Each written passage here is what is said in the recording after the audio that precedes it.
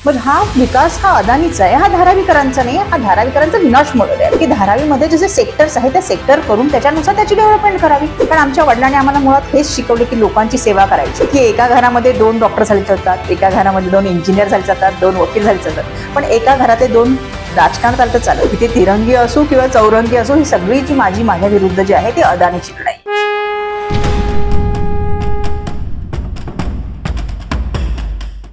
नमस्कार मंडळी, महाराष्ट्राचा महासंग्राम ह्या नवराष्ट्राच्या विशेष कार्यक्रमात मी माधवी वाडकर तुम्हा सगळ्यांचं मनापासून स्वागत करते. मंडळी, मी आता आली आहे 90 फीट धारावी ह्या एरियामध्ये, ह्या परिसरात, जिथे आजही धारावीच्या विकासाचा मुद्दा हा महत्वाचा प्रश्न आहे. आणि आज आपल्यासोबत आहे ह्या धारावी मतदारसंघातून ज्यांना काँग्रेसकडून थेट उमेदवारी मिळालेली आहे, त्या म्हणजे वर्षा गायकवाड. खासदार वर्षा गायकवाड यांची बहीण ज्योती गायकवाड. या ज्योतिताईंशी थेट संवाद साधूया. ज्योतिताई, खूप खूप अभिनंदन, कारण ह्या परिसरातून धारावीतून तुझी उमेदवारी थेट काँग्रेसकडून जाहीर झालेली आहे, तर त्यासाठी पहिल्यांदा अभिनंदन. धन्यवाद. काय सांगशील, म्हणजे मी थेट मुद्द्यावर येते. सध्या धारावीचा जो महत्वाचा प्रश्न आहे तो म्हणजे धारावीचा विकासाचा प्रश्न आणि अदानीचा हा मुद्दा. काय सांगशील याबद्दल? काय आहे, त्यांनी काय केलेलं आहे की धारामध्ये जे लोक आहेत, हा खरा इन सेतू प्रोजेक्ट आहे, म्हणजे जिथे राहतात तिथेच डेव्हलपमेंट करणं अपेक्षित आहे. पण त्यांनी काय केलेलं आहे की त्यांनी आपल्या मुंबईभर, पूर्ण मुंबई म्हणजे सांगते मी तुम्हाला, मुलुंड, भांडूप, कांजूर, वडाळा, देवनार, मड, मालवणी अशा ठिकाणी सुद्धा जमिनी घेऊन ठेवलेल्या आहेत. आणि ह्या सगळ्यांचं तिथे ते स्थलांतर करणार आहेत ॲज अ रेंटल घर तिथे त्यांना देणार आहेत. आणि जे काही लोक पात्र करणार आहेत त्यांना इथे रेल्वेची जी लीजची जमीन आहे, जी भाडेपट्ट्याची जमीन आहे, जी त्यांच्या मालकीची कधीही होऊ शकत नाही, म्हणजे दोन्ही ठिकाणी त्यांचं काय म्हणतात, इथे आड आणि तिकडे विहीर अशी अवस्था करून ठेवलेली आहे. आणि त्यासाठी आमचं, त्यांच्या न्यायासाठी, त्यांच्या अस्तित्वाचा प्रश्न आहे. कोणीही जर मुंबईमध्ये घर घ्यायचं म्हटलं, आणि हे तर गरीब लोक आहेत, ह्यांनी घेणं किती महत्वाचं आहे. त्यामुळे आम्ही त्यांना इथे त्यांचं पुनर्वसन झालं पाहिजे. आणि विकास जो आहे तो धारावीकरांचा आहे, तो अदानीचा नाहीये. त्यामुळे हा धारावीचा विकास वाटतच नाही. जेव्हा तुम्ही त्यांना बाहेर एका कोपऱ्यात टाकताय, जी आपली हॉरिझॉन्टल जी झोपडपट्टी आहे ती व्हर्टिकल करताय, बाकी काही नाही करणार आहे. 40 मधल्याच्या इमारतीमध्ये त्यांना तिकडे ठेवणार आहे किंवा त्यांना बाहेर टाकणार आहे. म्हणजे हा विकास हा अदानीचा आहे, हा धारावीकरांचा नाही, हा धारावीकरांचा विनाश मॉडेल आहे. इव्हन अजून एक प्रश्न येतो की धारावीकरांचा जो प्रश्न आहे की इथे खूप जणांचे बिझनेस सुद्धा हो, आहेत, आणि जेव्हा त्यांना मिळणार, म्हणजे त्यांचा प्रश्न असा आहे की आम्हाला घरं मिळतील, पण मग त्यांचा जो बिझनेस आहे त्याच्यासाठी त्यांना काय मिळणार? तेच आहे, कारण त्यांनी जो सर्व्हे केले तर अजून त्याचा सर्व्हे पण झालेला नाही. आणि ते सांगतात 80%, पण सर्व्हे काही झालेला नाही. आणि इथे तुम्ही जर बघाल तर प्रत्येक घरामध्ये छोटे छोटे उद्योग आहेत. जर मी कुंभारवाडा गेला, चमडा बाजार गेला, तर असे मोठे मोठे उद्योग आहेत तिथे, आणि एक दुसऱ्यावर डिपेंड आहे. मी तुम्हाला फॉर एक्झाम्पल सांगते, कुंभारवाड्यामध्ये एका ठिकाणी बनवलं जातं, ते भाजलं जातं, सुकवलं जातं, त्याची प्रोसेस होते. एक दुसरे लोक ते कलर करतात, त्याला डेकोरेट करतात, तिसरे लोक त्याला पॅकिंग करतात, आणि चौथे लोक त्याला हे करतात, त्याचं मार्केटिंग करतात, इंटरनॅशनल लेवलला पाठवतात. म्हणजे ह्या सगळ्यांचं एकमेकांवर डिपेंड उद्योग आहे. जर हे म्हटलं चमडा बाजार, म्हणजे एका ठिकाणी चमड्याचं त्यांनी हे करतात, आपल्या लेदरच्या बॅग्स वगैरे बनवले जातात, त्याचे जे ह्याच्यापासून जे फॅट येतं त्याच्यापासून सोप बनवले जातात, त्याचं जे आतडे इंटेस्टाईन त्यापासून कॅटगट बनवले जातात. म्हणजे एक उद्योग दुसऱ्या उद्योगावर डिपेंड आहे, आणि त्यामुळे इथेच त्यांचं पुनर्वसन होणं खूप आवश्यक आहे त्यासाठी. आणि एका जर तुम्ही गारमेंटच्या वगैरे ह्या ठिकाणी गेला तर एका म्हणजे सगळ्याच ठिकाणी 30 ते 100 पर्यंत लोक एका ह्याच्यामध्ये, आणि ते सगळ्यांचं उद्ध्वस्त होणार आहे, त्या प्रत्येकाचे जाणार आहे ते. त्यामुळे त्याच्यासाठी आमचा लढा चालू आहे. पण ते लढा देणार म्हणजे नेमकं काय करणार? गव्हर्नमेंटचं सुद्धा जीआर असं आहे की उद्या धारावीकर सुद्धा त्याच्याबद्दल काही बोलू शकत नाही. हा, त्या जीआर मध्ये तेच आहे की 4 ऑक्टोबरला जेव्हा हे झाले, त्याला 1-1.5 वर्ष 2 वर्ष झाले ह्या प्रोजेक्टला, पण आता जीआर निघतोय ते पण 4 ऑक्टोबर 2024ला. त्याच्यामध्ये एवढे भयानक टाकलेले त्यांनी नियम, जे लोकशाहीला घातक आहे, आणि ते स्पेशली अदानीसाठी तयार केलेले आहे. आणि त्याच्यामुळे आम्ही त्याचा विरोध करतोय, बाकी आमचा काहीच नाही. कारण प्रत्येकाला विकास हवाय, आम्हालाही हवाय, आमच्या परिवारालाही हवाय, धारावी परिवाराला, पण त्यासाठी तुम्ही बाहेर पाठवणार हे योग्य नाहीये. खरं तर हा एक महत्वाचा मुद्दा झाला, पण अजून काय स्थानिक प्रश्न तुम्ही सांगाल की हे धारावीकरांचे आहेत? हा, तुम्ही मगाशी एक म्हणालीस तू की इथे काय करणार, तर इथे पहिल्यांदा जो धारावीमध्ये होता, तर काँग्रेसच्या काळात सुद्धा आपण हे सुरू केलं होतं, आणि सेक्टर वाईज डेव्हलपमेंट असं केलं होतं. आणि त्या सेक्टरमध्ये जो आहे, आम्ही अजूनही तेच म्हणतोय की धारावीमध्ये जसे सेक्टर्स आहे त्या सेक्टर करून त्याच्यानुसार त्याची डेव्हलपमेंट करावी. आणि प्रत्येकाला हा त्याच्या प्रायोरिटी त्याला एरिया मिळाला पाहिजे. तुम्ही जर म्हणाला की 300 ह्याच मिळाला, तर ह्याला ज्या दुकान किंवा जे फॅक्टरी त्यांना नाही चालणार ते. त्यामुळे त्यांच्या हिशोबाने त्यांचा प्लॅन केला पाहिजे. आणि तुम्हाला हे एक सांगू इच्छिते, इथे मध्ये एक हे आलं होतं, सर्व्हे झाला होता, तर त्या सर्व्हेमध्ये मी गेली होती त्यांना थांबवायला. त्यांना म्हटलं तुमचा मास्टर प्लॅन दाखवा. कोणतंही रिडेव्हलपमेंट, एखाद साधी बिल्डिंग जरी रिडेव्हलप करणार तर तुम्हाला त्याचा मास्टर प्लॅन दिला जातो, तो अप्रूव्ह केला जातो बिल्डिंग मधल्या सगळ्या लोकांकडून आणि नंतर सुरू होतं. इथे काही मास्टर प्लॅनच नाहीये. विचारलं तर ते सांग आणि ते मला उलट म्हणतात की तुम्ही मास्टर प्लॅन द्या. हा कुठला नियम आहे? म्हणजे तुम्ही हे नियम तयार करू शकता की अदानीने हा प्रोजेक्ट केल्याने त्याला 120% परत देणार. बघा हा नियम, हे नियम तुम्ही तयार करू शकता, तर तुम्ही त्यांच्यासाठी काय प्रोजेक्ट करणार आहे हे सांगू शकत नाही. मग काय अर्थ आहे? म्हणजे लोकशाहीला किती बाधा देणारं संविधान पूर्ण खतम करण्याचं काम चालू आहे इथे. धारावी हा परिसर म्हणजे इथे गायकवाडांनी 40 वर्ष काम केलेली आहेत. म्हणजे आधी एकनाथ गायकवाड होते, वर्षा गायकवाड हो. होत्या आणि आता तू सुद्धा इथे या परिसरामध्ये उभी आहे. काय भावना आहे, कसं वाटतंय आणि काय योजना डोक्यामध्ये आहेत? नाही, खूप छान मला प्रतिसाद मिळतोय, लोकांचं एवढं प्रेम आहे. मी तुम्हाला खरंच सांगते तुला की बाहेर जर बघितलं तर आता मी माझ्या एरियामध्ये आमदार वगैरे आहेत, पण आपण कधी त्याच्याशी एवढे अटॅच नसतो, पण हे लोक एवढे अटॅच आहे. परिवार तुम्हाला सांगते 40 वर्ष त्यांचा एवढा सहवास आहे, त्यामुळे असं वाटतच नाही की आपण वेगळे आलेलो आहे कुठे. तू माझं जर तू बघितलं असशील तर रस्त्यात गेलेला कोणताही व्यक्ती मला ओळखतो. म्हणजे आणि आता असं झालंय की तो वर्षाताई आणि ज्योतिताई हा मध्ये त्यांना हे आहे. फक्त कन्फ्युजन असतं की कोण आहे बहीण, कारण दोघी त्यांचं असं म्हणणं असं की दोघी सारखा दिसतो, दोघे सारखं त्यांचं वागणं आहे, बोलणं आहे, एवढं त्यांचं हे आणि खूप प्रेम देतात. आणि त्यांचे जर प्रॉब्लेम तुला सांगायचे झाले तर तू मला मगाशी तू म्हटलंस तर तिथे प्रॉब्लेम्स आहेत ते बऱ्याच प्रमाणात स्वच्छतेचे आहेत धारावीमध्ये. नंतर गल्ल्या साफ करणं, जे नाले साफ करणं वगैरे त्याचे प्रॉब्लेम आहेत. कचरा साफ होत नाही ह्याचे प्रॉब्लेम आहेत. ठिकठिकाणी ढीग दिसतात कचऱ्याचे, तो प्रॉब्लेम आहे. पाणी नीट येत नाही हे प्रॉब्लेम आहे. आता हे सगळे प्रॉब्लेम बीएमसीचे. बीएमसीचं जे 1.5 वर्ष आपलं 2.5 वर्ष जे इलेक्शन झालं नाही त्यामुळे त्या एरियामध्ये नगरसेवक नाही, त्यामुळे आम्ही त्यांना सांगू शकत नाही. आम्ही बीएमसीला वारंवार कंप्लेंट करतोय, मी करते, ताई करते, आमचे जे सहकारी आहेत ते करतायत, सगळे करतायत, पण तरी सुद्धा त्याच्यावर कार्यवाही म्हणावी तिची होते. काही काही ठिकाणी केली जाते. मी सांगते, कचरा साफ करणाऱ्या आम्ही एका अधिकाऱ्यांना सांगितलं, ते लगेच साफ करून देतात, बरेच जण करून देतात, पण तरी म्हणावी तेवढी नाही झालेली आहे. आणि ती आमची, आणि आता तुम्हाला एक अजून सांगतो ते लाईट बिलचं. जे लाईट बिल आहे इथे माणूस जो कमवतो तो पोटावर त्याचा हात आहे, एक दिवसाचा जेवढा रोजगार मिळतो त्यांनी खाण्यासाठी युज करतो, त्यांचे लाईट बिल जे आहे ते 3 ते 4 पट वाढलेले आहेत अदानीचे. ते कसे भरणार? ह्यासाठी मग ताईने मागे तुम्हाला कळलं असेल, माहित असेल की आंदोलन केलं होतंय.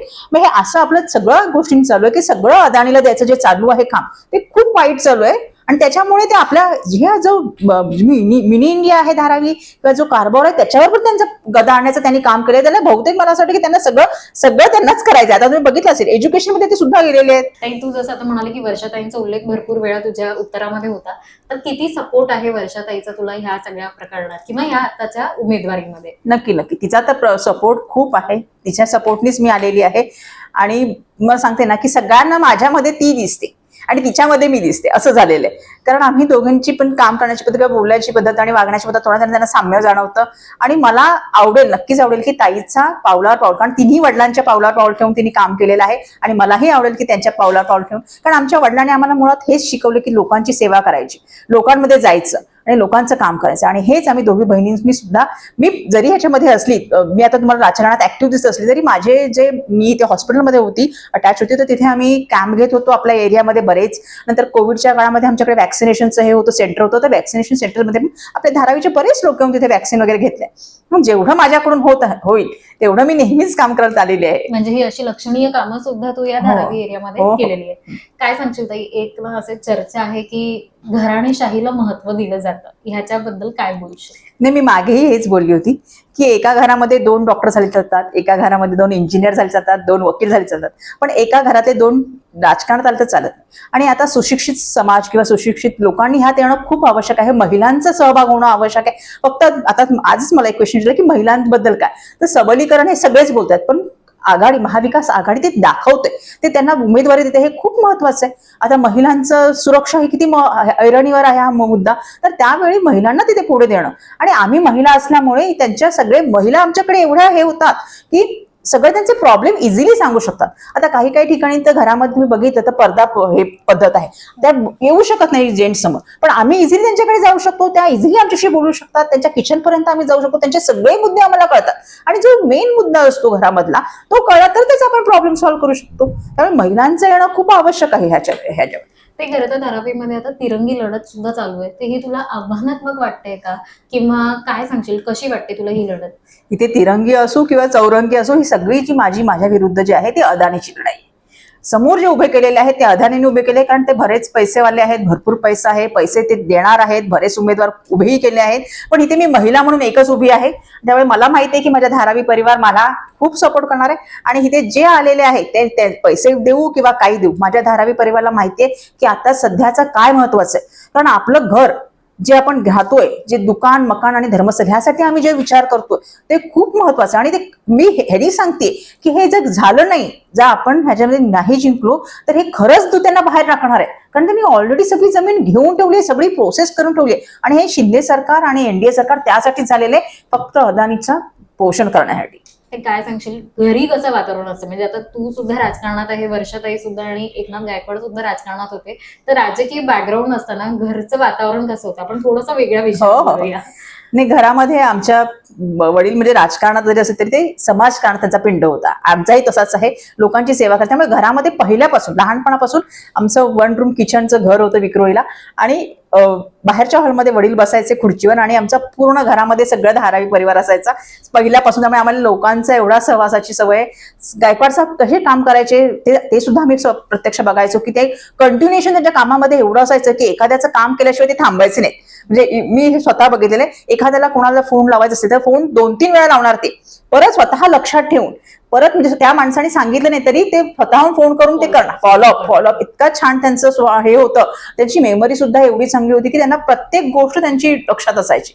आणि त्यामुळे आता आणि घरामध्ये माझी 2 मुलं आहेत, सगळे आम्ही त्याचे काय म्हणतात, आता तू म्हटली मगाशी की दिवाळी कशी झाली, तर दिवाळीमध्ये तर आम्ही घरी नाहीच आहे, पण मुलं सगळी सांभाळत आहेत. माझी मोठी मुलगी आता इंजिनिअरिंगला आहे, 3rd इयरला, 3rd इयर पासून 4th इयरला गेली. ती आता सगळे दिवाळीचं सगळं तिन्ही बघितलं. म्हणजे मावशीच्या घरी जाऊन इव्हन तिन्ही रांगोळी काढली, माझ्या घरी जाऊन रांगोळी काढली. म्हणजे मुलं आता मोठी होतात, त्यांच्यावर जबाबदारी दिली की ते करतात. आणि आईही आहे, त्यामुळे सगळं घरात छान आहे. म्हणजे संसार सुद्धा व्यवस्थित हो. आणि ते राजकारणाची पण बाजू तू छान सांभाळते. तुला असं कधी वाटलं की आपण सुद्धा राजकारणामध्ये शिरावं किंवा आपण सुद्धा राजकारणात पुढे जावं? मला राजकारणात माझ्यासाठी यायचं नाही. इथे ताईला इथे इलेक्शनमध्ये आपल्या MP साठी इथे सीट हवी होती, पण मिळाली नाही काही कारणाने. मग त्यामुळे ती तुझा एरिया बदलला गेला. पण आता धारावीचा एवढा मोठा प्रश्न आहे, आणि त्यावेळी कसं झालंय, हा आमचा एवढा 40 वर्षाचा संबंध आहे. आणि अशा काळामध्ये इथे गायकवाड परिवार नाही, जेव्हा गरज आहे तेव्हा निघून गेला असंही बोललं जाऊ शकतं. आता तू म्हणतेस की गायकवाड परिवार इथेच का आला परत, असंही म्हणतात. पण जर गेली असते, कोणी इथे नाही आलं तरी असंही बोललं गेलं असतं की गायकवाड परिवार जेव्हा गरज आहे ते पळून गेलं. तर मला असं नाही पाहिजे की आम्हाला इथे आम्ही तुमच्याबरोबर आहोत, आणि नेहमी कठीण परिस्थितीमध्ये राहणं हे खूप महत्वाचं. चांगल्या परिस्थितीमध्ये कोणी राहील. आणि मी तुला माहित असेल की मी एका कॉलेजमध्ये हॉस्पिटलमध्ये अटॅच आहे, मी तिथे असोसिएट प्रोफेसर आहे, HOD आहे. म्हणजे माझा छान जॉब होता, गव्हर्नमेंटचा जॉब होता, तो करून सोडून मी आले, कारण मला माझ्या परिवाराला गरज आहे आणि म्हणून मी आलेले. म्हणजे बघायला गेलं तर खरं तर धारावीला ह्या गरज आहे, आणि त्या कुटुंबासाठी म्हणून तू इथे पूर्णपणे तुझं गव्हर्नमेंटचा जॉब सोडून ह्यांच्यासाठी उभी राहिली आहेस. काय सांगशील ह्यांच्यासाठी? काय आराखडा किंवा काय डोक्यामध्ये योजना निर्माण केली की जर का तू निवडून आली तर पहिल्यांदा हे काम तुझं असेल जे तू करशील धारावीकरांसाठी? नाही, पहिलं तर काम मला हे धारावीकरांसाठी जे आहे ते अदानीचं जे GR आहे तो थांबवायचा आहे, आणि त्यांना हे इन सिटूचं प्रोजेक्ट आहे तो त्यांचा राबवायचा आहे. त्यांना त्यांच्या सेक्टर वाईज मी मगाशी म्हटलं तसं त्यांना त्यांचं डेव्हलपमेंट कसं करता येईल ते आम्ही बघणार आहोत. आणि दुसरं म्हणजे मी तुम्हाला म्हटलं, आता ते नवीन डेव्हलपमेंट झालं तर काही प्रश्नच नाही, पण स्वच्छता हा मला खूप महत्वाचा वाटतो. हायजीन इथे टिकवणं, आणि त्यासाठी मला बरेच असं काहीतरी त्यांच्यासाठी क्रिएटिव्ह करावं की त्यांनी स्वतःहून त्याच्यामध्ये सामील व्हावं, आणि त्यांनाही त्यांचं अवेअरनेस यावा की ह्या गोष्टी आवश्यक आहे. आणि त्यासाठी मी पुढे जाऊन नक्कीच खूप प्रयत्न करेन. पण काही बघायला गेलं तर धारावी परिसर मिक्स लोकॅलिटी सगळी काही आहे, तर ह्या मिक्स लोकॅलिटीमध्ये तुला किती विश्वास आहे की सगळी मतं ही तुझ्या बाजूने येतील? हा, पहिल्यापासून तुम्ही बघितलं तर ते मिक्स लोकॅलिटी असेल तरी सगळ्यांचं प्रेम आहे ना. म्हणजे आताचं नवीन नाही की मिक्स लोकॅलिटी, ही मिक्स लोकॅलिटी पहिल्यापासून आहे, आणि पहिल्यापासून त्यांनी आम्हाला प्रेम दिलेलं आहे. त्यामुळे काही मला प्रश्न वाटत, आणि आताचा प्रश्न तर खूप महत्वाचा आहे. आणि त्यासाठी त्यांना गेल्यावर तुम्ही सांगते की बरेच लोक मला सांगतात की तू धारावी वाचव, असंही बोलतात. एवढा त्यांना माझ्यावर विश्वास आहे की तू धारावी वाचवायला पाहिजे तुला. आता म्हटलं हो नक्की. त्यामुळे तो मला प्रश्न आता खूप महत्वाचा आहे, कारण त्यांना इथेच त्यांचं डेव्हलपमेंट करून, कारण त्यांना बाहेर पाठवण्यात हेच नाहीये. तर त्याच्यासाठी मी पहिले प्रयत्न करणार, आणि आपली महाविकास आघाडी सगळी त्यासाठी प्रयत्न करते, हे तुम्हाला सांगू इच्छिते. नाही, खूप छान वाटलं तुझ्याशी बोलून. शेवटी जाता जाता धारावीकरांना तुझ्याकडनं काय मेसेज किंवा काय सांगायचं असेल तर काय सांगशील? गायकवाड साहेब नेहमी म्हणायचे, हम सब एक है. आम्ही सगळे एक आहोत, आणि साथ लढेंगे आणि साथ जीतेंगे. आणि विजय हा धारावीचाच होणार, विजय हा महाविकास आघाडीचाच होणार. धन्यवाद. तर मंडळी, अशा मुलाखतींसोबत पुन्हा भेटत राहूया. तोपर्यंत मी माधवी वाडकर, नवराष्ट्र मुंबईमधून कॅमेरामॅन संकेत सोबत. धन्यवाद.